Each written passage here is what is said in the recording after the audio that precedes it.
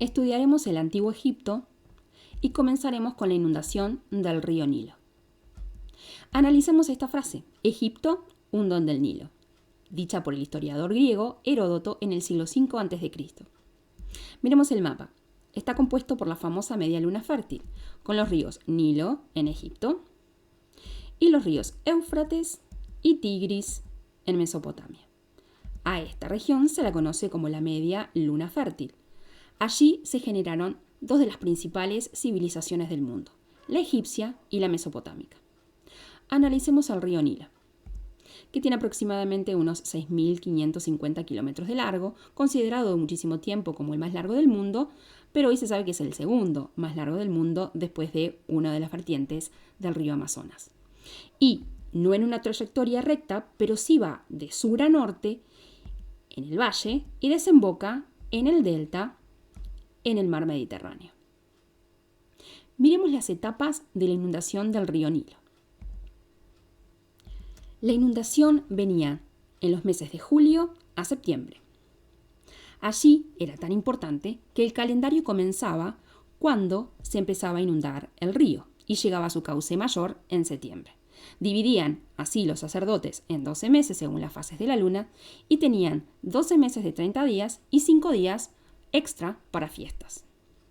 Obviamente que los egipcios no sabían que las fuentes del Nilo eran el río Nilo Blanco, que nace en África Central, y el Nilo Azul, que nace en las montañas de Etiopía y que se unían luego en lo que hoy vendría a ser la capital de Sudán del Norte, sino que creían que era un regalo del dios Hapi o Hapi, que era el dios que veneraban, responsable en el inframundo de traer esta inundación de forma anual.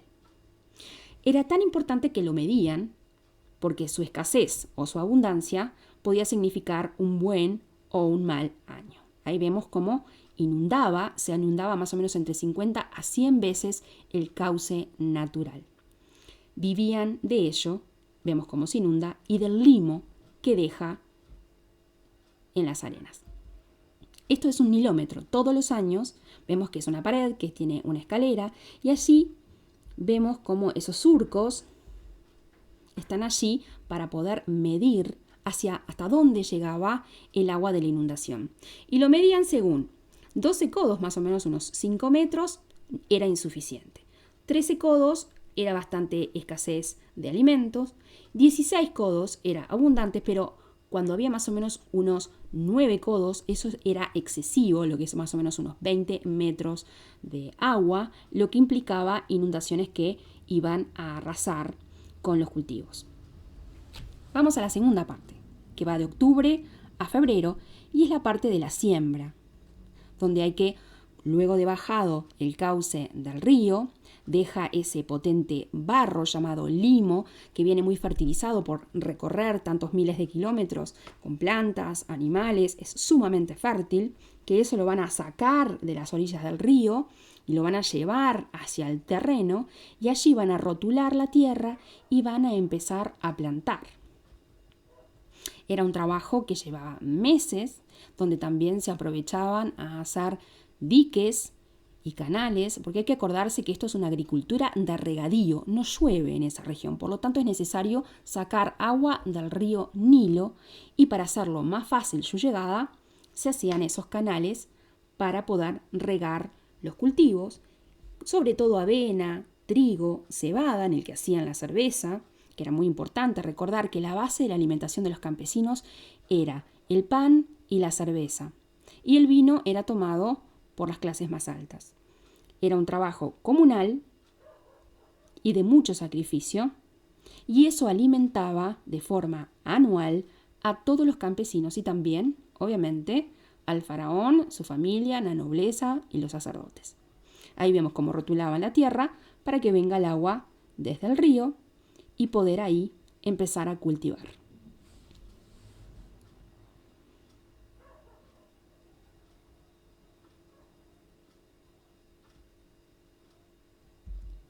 La tercera etapa es de febrero a mayo y es cuando hay que cosechar lo que se ha plantado.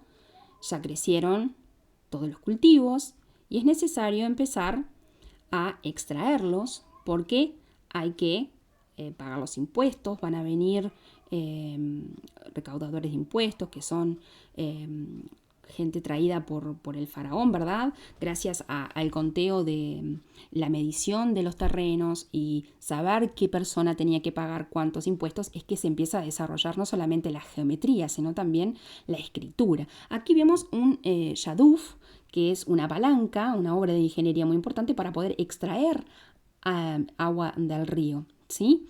Las personas van a empezar a recolectar el grano, que parte va a ser para el alimento, pero gran parte también van a ser para pagar los impuestos de forma anual. Van a venir esos recaudadores de impuestos, de verdad, acompañados por los visires, donde están anotados qué persona tiene que pagar tanto. Ahí vemos un molino, que es muy importante. Es una tarea muy sacrificada, que lleva mucho tiempo, donde participa toda la familia, ¿verdad? Hasta los niños tienen una participación importante. Tenían que cuidar mucho de las peores cosas que habían en el campo, eran sobre todo los hipopótamos que destrozaban los cultivos y también a las personas, los cocodrilos y cualquier otro tipo de animales que podían estropear los cultivos. Y aquí vemos cómo, ¿verdad? Los cereales son trabajados, separados, para llevar después a los hornos. Y se esperaba la llegada de los recaudadores de impuestos, que obviamente no eran las personas más queridas. Y ahí vemos una especie de recreación de lo que sería, ¿verdad?, esos pueblos a la orilla del río Nilo. Hagamos un resumen. La primera parte es la inundación de junio a septiembre, donde vienen esas lluvias torrenciales que elevan entre 50 a 100 veces el caudal del río Nilo y que dura más o menos unos 100 días. Ahí vemos la inundación. La segunda parte viene de la siembra, que va de octubre a febrero, donde el Nilo vuelve a su cauce normal y deja ese limo cubierto sobre la arena, ideal para esta agricultura de regadío.